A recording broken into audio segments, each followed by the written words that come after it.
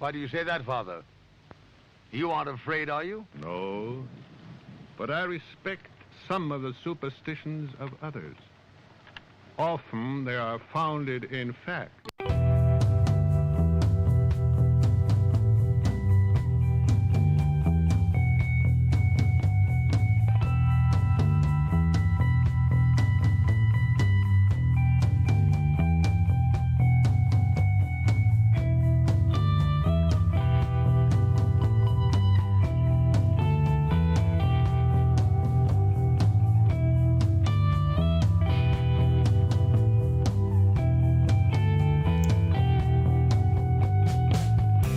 Broadcasting live from our Sanctum Sanctorum in Venice, California. This is the Sixth Sense Society. I'm your host, Krista, here with our producer, Michael, and today you are tuning in to Spell It Out, Magic, Reflections, and Shadow, in which I take a topic and run with it.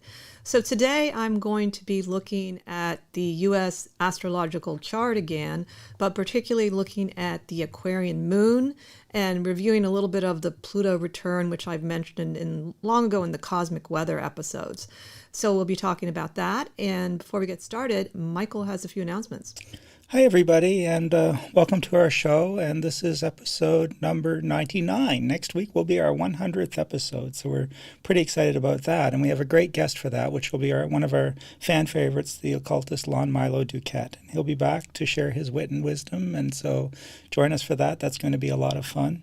The following week, we have Reverend Jim McGrath back, and he's going to be talking about religious tolerance and one of his pet peeves, which is this foolishness about the war on Christmas, and which we all know is a little bit ridiculous. So we're going to get into some of that. And then we're going to end the month with Dan Moore, who's a new guest, a member of the Fraternity of the Hidden Light of Hello. And he's going to be discussing Hermetic Kabbalah. So for all you occultists, we've got some really good stuff coming up this month. Please get all the information on our website, sixthsensesociety.com, SIXTH, all spelled out. And while you're there, if you want to buy us a coffee on Ko-Fi, it helps cover some of our production costs, and we're very happy to with the guys that do that. It's really been a pleasure to serve you and bring the show to you, but it does help a little bit. So if you can afford it, and if not, enjoy the show. We love entertaining you guys. In December, we're going to be taking our hiatus, and we'll be back in January with all new episodes. So I'm not going to take any more time because I know this is a shorter segment. So take it away, Krista. Great. Thanks, Michael. I'm really looking forward to the shows next month, or this month, I should say.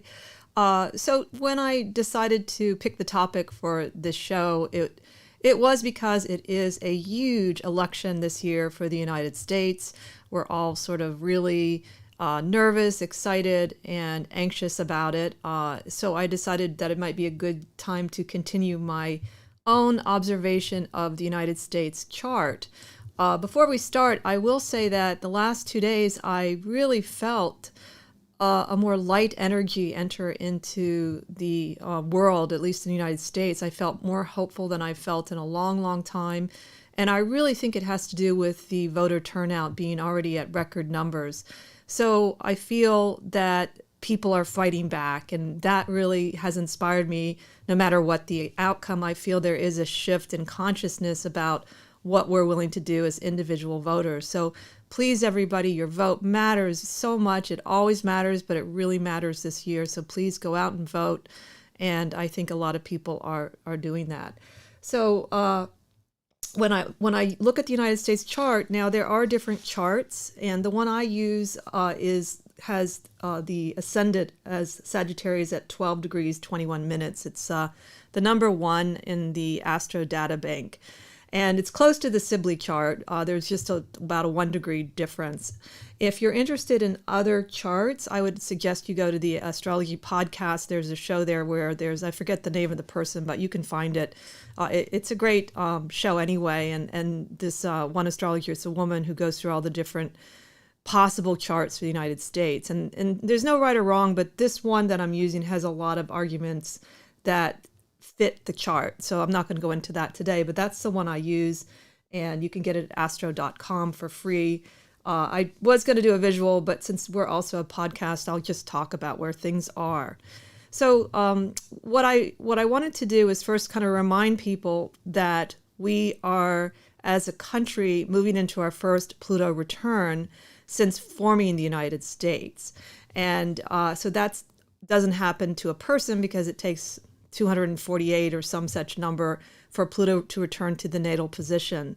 And the dates of that, actually, it's not going to be exact until February, I believe, of 2022. I have it written down somewhere. I'll go over it a little later. I'm pretty sure that's right, though. But we're already pretty close to it. And in the cosmic weather, I did talk about the second house and Pluto in Capricorn, which is what we have in the natal chart for the United States. It's also in retrograde, but I will briefly go over a couple of pointers connected to that. So first of all, with the Pluto in retrograde, I really like this website, Pathways to Ascension, by Nancy Detweiler. And on there is a free esoteric astrology course by Dr. K. So under the retrograde planet, she writes that Pluto retrograde is a carryover of psychic powers from previous lives, a karmic debt owed to humanity stemming from the age indicated by the sign in which Pluto is located. So then you go and you look and see where ours is in Capricorn, and it goes back to an age which was connected to the aftermath of Atlantis sinking, according to another woman. Her name is Myrna Loftus, and she said that it was a period for powerful men, but they were not pertinent to what was needed. There was stoicism, but uncaring of what happens, and there were bodies without spirit. So I've heard this, we talked about this on my father's show, that there could be, America has a lot of people that could have incarnated from the period of Atlantis. And there's theories about what happened with Atlantis, and one is the misuse of technology.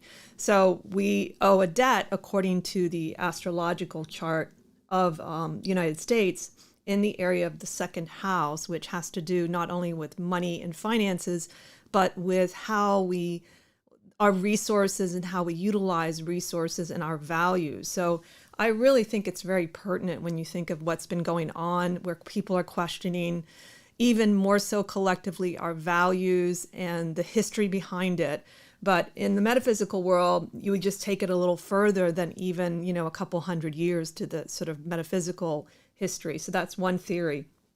So the other thing that's very karmic about the United States chart is if you look at the different hemisphere emphases, and if you break it into half and you look at the right half of the chart versus the left half, and this is with the vertical line going through, you see there are more planets on the right. And that is supposed to be, or is considered to be, more of a karmic reaping chart in general. So we're kind of reaping things. Whereas if it's on the left, you have more planets, it's more like you're planting seeds. So that was very interesting to me. So I think that one of my influences right now that I'm reading is Dan Rudyard, and he has a fantastic book on the houses. And it's called, let me get the title, because there's two. He has two. The Astrological Houses, A Spectrum of Individual Experience by Dan Rudyard. So what I like about him, he talks about astrology more as a symbolic language, and that we are meant to interpret it more from that point of view. And one of my complaints or rants against even astrologers I admire is when they look at the transit, they say, okay, we're looking at the upcoming Saturn-Jupiter conjunction December. They do it without any kind of reference to a chart. So there's no way to determine how you're going to experience that particular event. And it's a very popular thing to do, and it's really caught on through the years. So one could take your own natal chart and look at it through the lens of that to see what's happening. But in the case of people that want to do sort of a broad perspective on astrology, which I think can be very useful, why not take a country chart? And especially because the more I've sat with and looked at the astrology chart of the United States, you can see how we are the way we are, at least in terms of themes and archetypes. So that's one of my sort of pet peeves. And I really hope that even if you're a beginner astrologer, you'll get inspired to try to do this yourself, because everybody can do it. Everybody can at least take a chart and take a look at it and say, hey, what does this symbol mean to me? And so we go to astrologers who hopefully understand symbols, just like tarot card readers will understand symbols and help us interpret. But even Dane Ridjar says that we should learn to interpret things ourselves. And I'm a big proponent of that, so that you can work with others, but you can also do it yourself. So that's one of my goals, and I hope that inspires you. So one of the things also about Pluto is that, according to Erin Sullivan, who I know I talk a lot about, but I really like her, she talks about whenever you have a retrograde in Pluto, that there's this theme of about integrity and about standing in your integrity, no matter if you have to stand alone, and sort of digging deep into the deepest recesses of your mind. So we have this Pluto return where we as a country, as individual people in this country, get a chance to dig very deeply over a long period of time, because this has been going on since Pluto entered Capricorn in 2008. So we don't do this overnight, and we can even take it forward with us, but we're all meant to be kind of going deeper and saying to ourselves, what do we want this country to represent? What are the values? What are our resources? The second house, I think, can also relate to security, since it's connected to Taurus, and maybe looking at ways in which we feel insecure about our resources, and do we have enough, and that kind of thing might be very relevant. So I think that's a really good way to look at the Pluto retrograde. But today I also wanted to go into one of the things I haven't talked about. I have talked about the sun sign of Cancer in the United States chart, but I wanted also to look at and talk about the fact that we have a moon in Aquarius. And depending on the chart you use, the one I use, it falls into the third house, and Dane Ridger's does fall into the second house. But I do like the third house moon, and I'll tell you a couple of reasons why as we move forward. So anyway, it's in the moon is in 27 degrees of 10 minutes of Aquarius, but it also has Pallas Athena retrograde almost conjunct within like 1 degree. And so that adds a sort of, I think, interesting flavor to the moon in Aquarius. And I think they do get along, other than I'm still trying to work out a little bit what the retrograde will mean for the Pallas Athena. But we'll go over a little bit about what that particular asteroid is. So basically, many of you know that the moon will represent your inner being, your private feelings, the subconscious habits, your on an esoteric level, according to Dimitri George, it refers to your past, your early childhood influences, racial heritage, and past lives. So I would say that's another place you could probably see any sort of history coming through the United States. And many people have heard about the Age of Aquarius, and I'm going to talk about that in a couple minutes too, about when it started and if it started. And even though we're not a fully Aquarian country in that we're, I would say if you have maybe Aquarius sun and Aquarius rising, that makes it a little stronger. However, the moon is important, and I feel like it is part of our destiny to be part of this Age of Aquarius. And in the third house, it's a nice placement for the moon in Aquarius. It's related to short trips, communication, routine interactions, teaching, writing, messages, correspondences, short journeys, neighbors, siblings. One of the things I thought was interesting is the idea of Twitter being invented in America. And I think that Twitter could totally be a third house phenomena. So I think there's enough sort of indication that the moon in Aquarius would really fit, as Aquarius also, many of you know, is connected to technology and innovation. But what's interesting about the United States chart, with the moon being in Aquarius and the sun in Cancer, is in a way it's not an easy fit. And we do have a lot of Cancerian energy in the seventh house. We have the Aquarian energy that is about brotherhood and sisterhood, about technology, invention. It's the rebel, the outcast, the one that seeks the truth, is what I remember Stephen Forrest talking about, and is more likely to, not be as interested in the tribe or family as the Cancerian would be. So we have a little bit of a tension there, I would say. What's interesting too about the Aquarian moon to me in this is that it's funny that Aquarius on the one hand represents a transpersonal sign and it represents more of a collective energy, but at the same time, it's about being yourself within that that collective. So that almost sounds kind of difficult. And if anyone that knows an Aquarian, like I know my father's an Aquarian, he is sometimes a loner and can be a lone wolf until he finds the people that fits who he is and his values and the messages that he wants to do. And then also because sometimes Aquarius represents innovation, you can sometimes be an outcast because you're ahead of the crowd. And yet Aquarian energy can do very well with lectures and the public and, again, causes and things like that. So it's both a collective and very individualistic kind of energy. And if you look at one of the issues I find with the United States is this rugged independence, and that we overemphasize that. And that could relate a little to the Aquarian energy, but I also think it has to do with the Chiron in the fourth house in Aries, which I'm going to mention a little bit because I'm not going to have time for everything. So anyway, I think it's really fascinating that we have this Aquarian moon because I think that we are part of the age of Aquarius. And what I like I also like the esoteric view of Aquarius.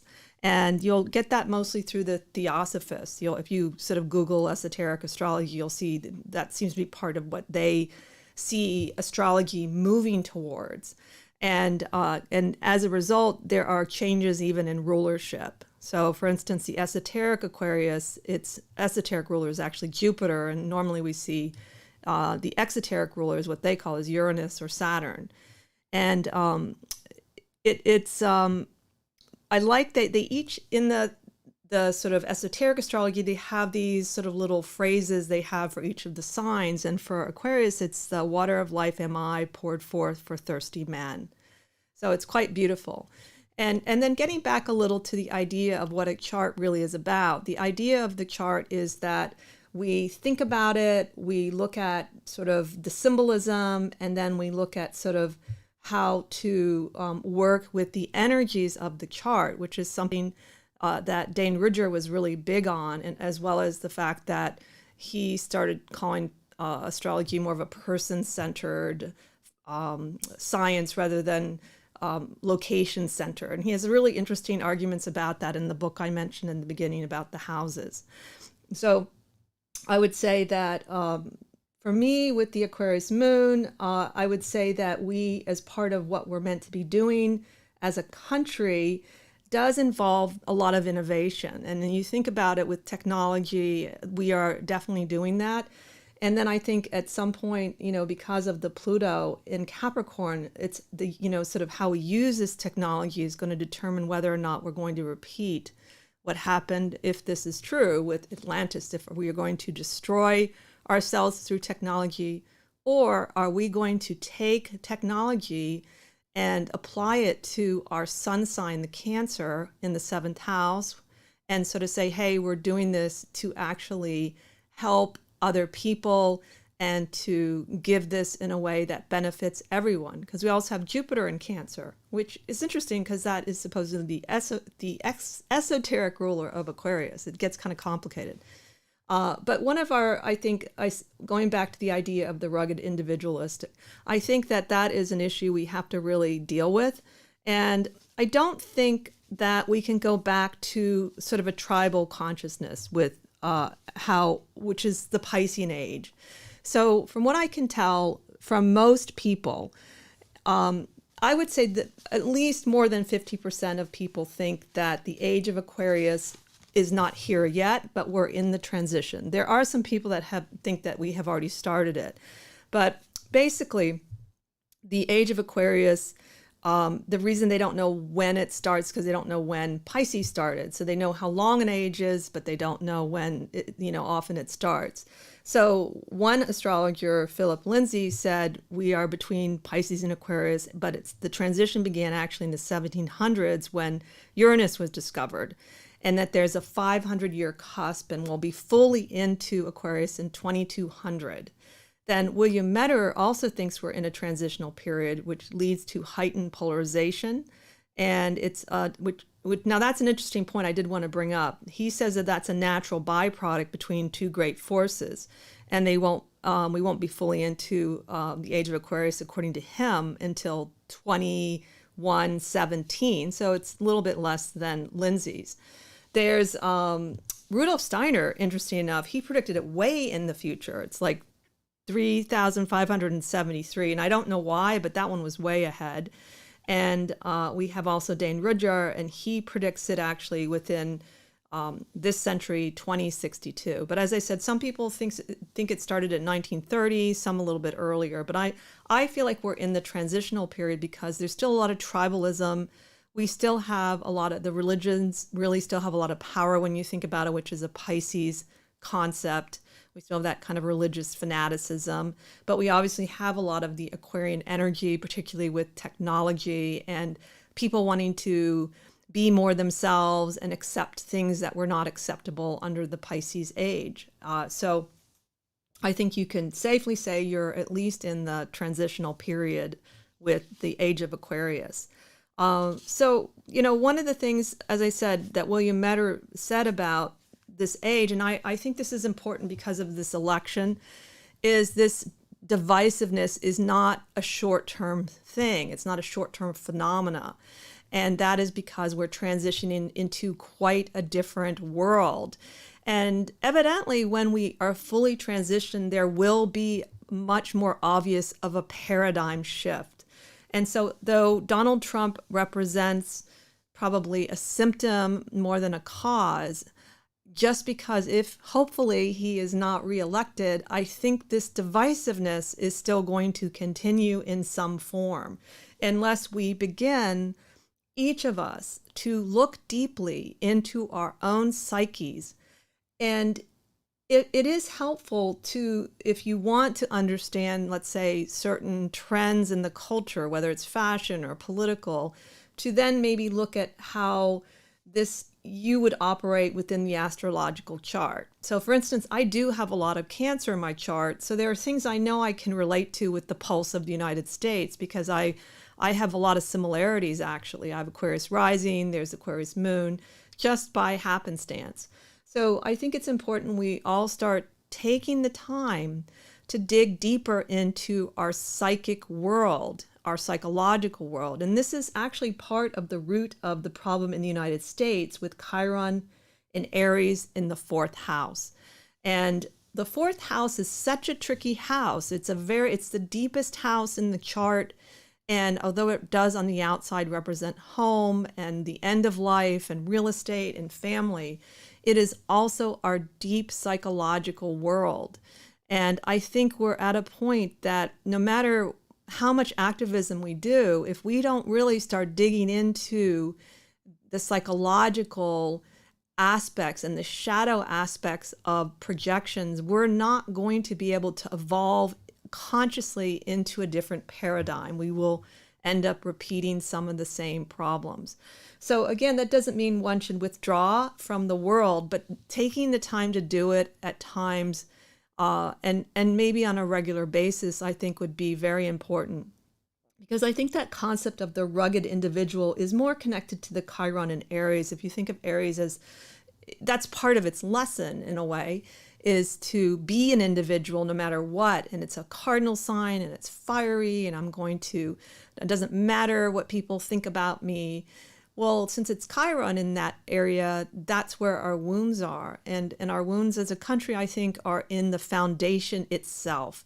And I mean that on not just a sort of practical level, like how the country was founded. Many of us know that it was a violent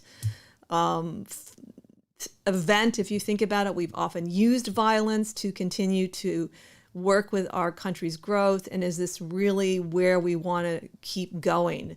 We've also, I think, overexpanded into other people's cultures, which could be, of course, Jupiter and Cancer a little bit. in the 7th house. But I think we could turn that around if we could turn around the deeper wounds, which to me have to do with the 2nd house and the 4th house overall.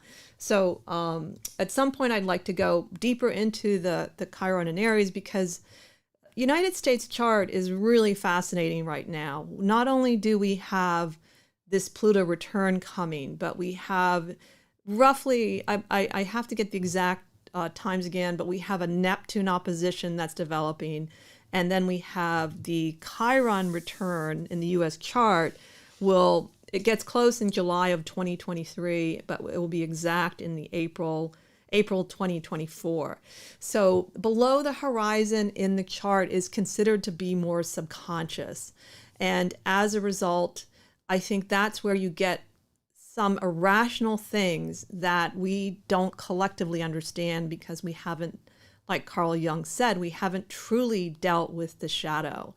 And if you don't think you have any responsibility with Donald Trump being there, in one sense we all do, and of course we fight it, many of us, but it's a reflection of the whole consciousness in a sense.